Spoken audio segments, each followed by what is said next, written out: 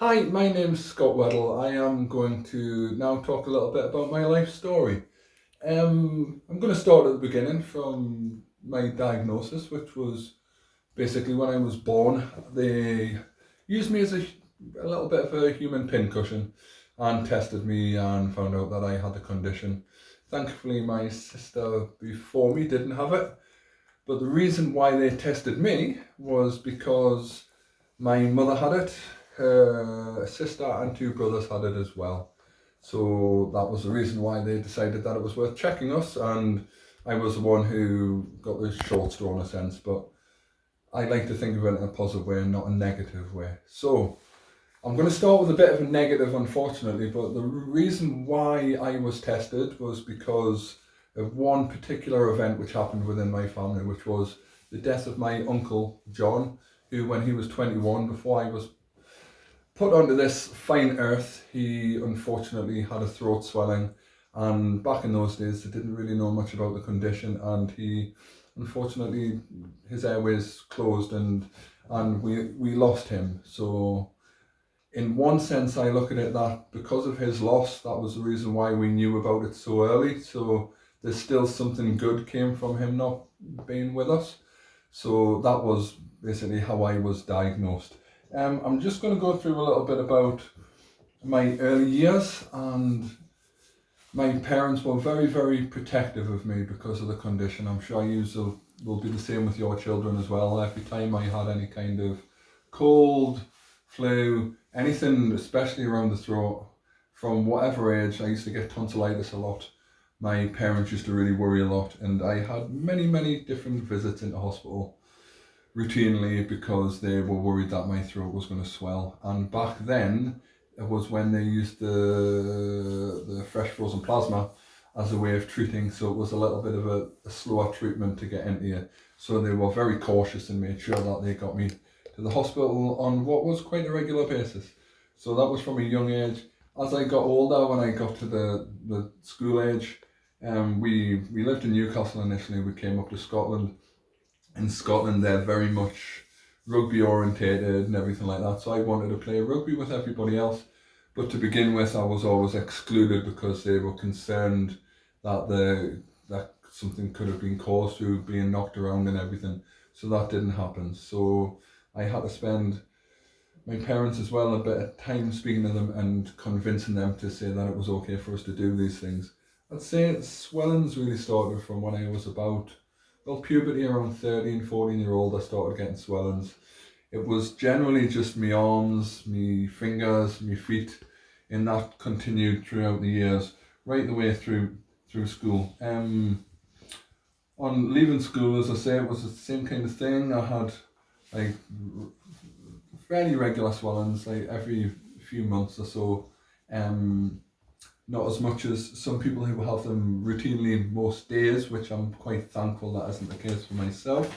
But I do recall one particular instant where I had to go into hospital because I had a throat swelling, and I remember being quite concerned about this, and the doctor was actually quite blasé about it. He thought he could just give me antihistamines, and that would not have done the trick at all. So I had to work very, very hard to convince him that that wasn't the course of action that needed to be taken. So, like, we've all had a few stressful situations and everything, and that's the point of my middle years.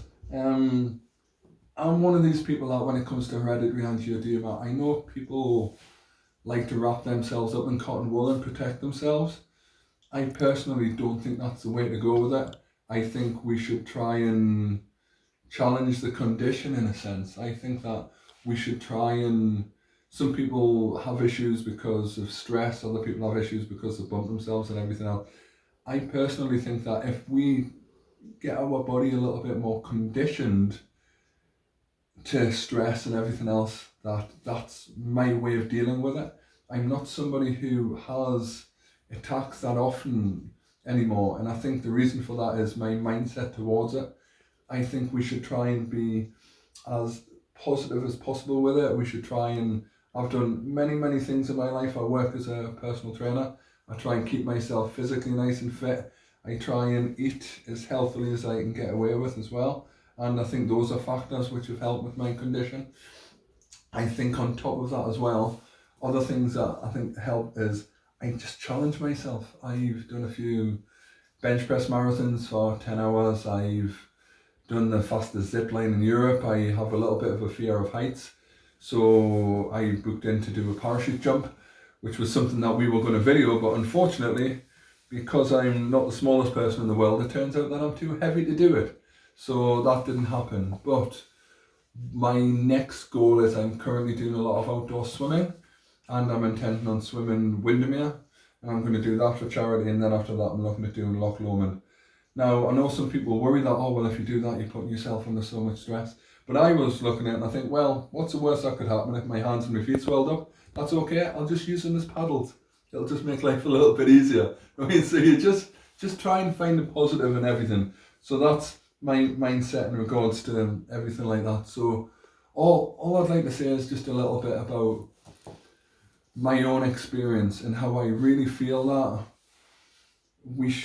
if we hide away from the world and we just try and avoid everything, I think what's the point in being here? We can't live anyway.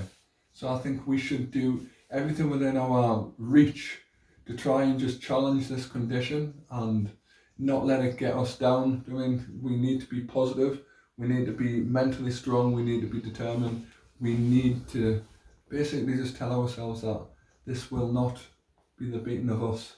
I mean, so I am currently on no medication. I was on danazol, but unfortunately about a year and a half, couple of years ago, I was diagnosed with prostate cancer as well, which meant that I wasn't able to take the danazol anymore, which did worry me because at the time just before then I'd had an operation where I had varicose veins removed, and it caused a real resurgence in the condition.